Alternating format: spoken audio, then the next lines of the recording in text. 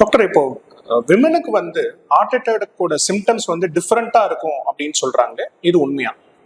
சரி, heart அட்டாக்கோட common symptoms நம்ம already discuss பண்ணியிருக்கோம். நெஞ்சு வலி வர்றது லெஃப்ட் சைட்ல இல்ல ரைட் சைட்ல, தோள்பட்டையில வலி பரவுறது, பாரமா இருக்க மாதிரி இருக்கிறது, வாமிட்டிங், தலை சுத்தல், மூச்சு வாங்குறது, இதெல்லாம் ரொம்ப காமனான ஹார்ட் அட்டாக்கோட சிம்டம்ஸ்.